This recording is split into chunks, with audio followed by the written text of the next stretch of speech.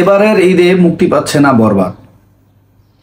আসসালামু আলাইকুম, সিনেপ্রেমী YouTube channel থেকে আপনাদের সাথে আছি আমি মুন্না। কিছুদিন আগে আমি একটি ভিডিও কন্টেন্ট করেছিলাম, যে কন্টেন্টটিতে আমি শিরোনাম দিয়েছিলাম ভয়ঙ্কর ষড়যন্ত্র হচ্ছে বরবাদ সিনেমাকে ঘিরে।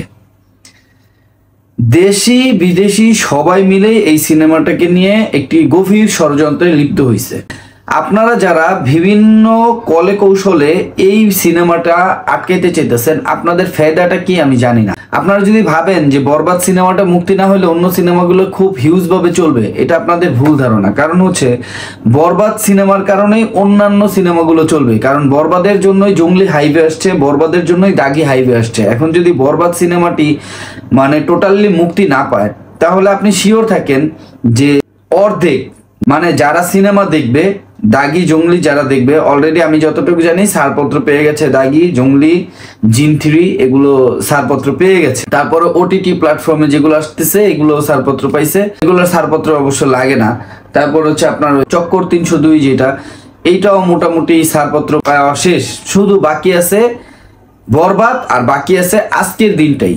হ্যাঁ, তো বরবাদ যারা মুক্তি দিতে চান না তাদেরকে উদ্দেশ্য করে আমি বলতেছি, আপনারা যদি ভাবেন বরবাদের বদলে অন্যান্য সিনেমাগুলো চলবে, একেবারে ভুল। কারণ যারা সিনেমা দেখবে তাদের অর্ধেক সংখ্যক লোক সিনেমার হলে যাবে না। এবার হচ্ছে আপনি বলতে পারেন নিশোর একটা অডিয়েন্স আছে, অডিয়েন্স সবাই যাবে না।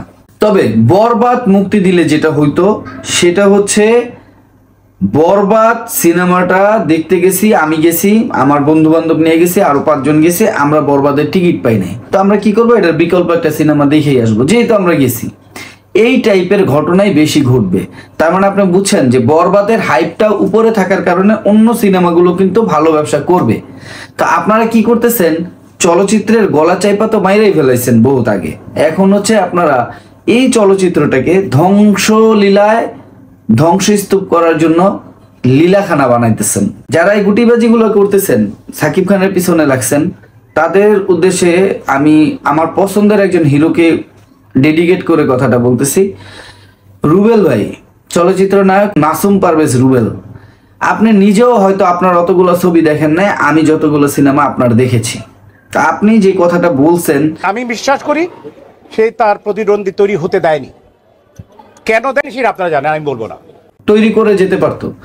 সাকিব খানকে আপনারা খাওয়ায় দিবে? সাকিব খান কাউরে জায়গা দেয় নাই, কেন দেয় নাই, কি দেয় নাই, এইগুলো কোন ধরনের কথা? আপনি বিশ্বাস করেন, আপনি আমার অন্তরস্থল থেকে আপনাকে ভালোবাসতাম, বাট এখন আর বাসি না।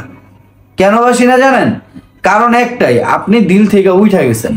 আপনার সিনেমা এখনো পর্যন্ত আপনি যে একটু সাইড ফাইড ক্যারেক্টার গুলো ক্যারি করেন, আপনাকে আমি অনেক শ্রদ্ধা করি এই কারণে যে আপনি যে আর্টটাকে বাংলাদেশ চলচ্চিত্রের মাধ্যমে জনসাধারণের কাছে ফুটায় তুলছেন, এই আর্টটাকে আমি শ্রদ্ধা করি। কজ হচ্ছে আমি এই আর্টকে ভালোবাসি, এই আর্টকে আমার ভেতরে লালন করি। কিন্তু আপনি যে কথাগুলো বলছেন, আপনার কথাতে আমি খুবই বিরক্ত। আমাকে যদি কেউ প্রশ্ন করে বাংলাদেশের সবচেয়ে বেশি দেশপ্রেমিক কোথায় পাবেন, আমি স্বেচ্ছায় উত্তর দিব বাংলাদেশ সেন্সর বোর্ডে। কেন জানেন?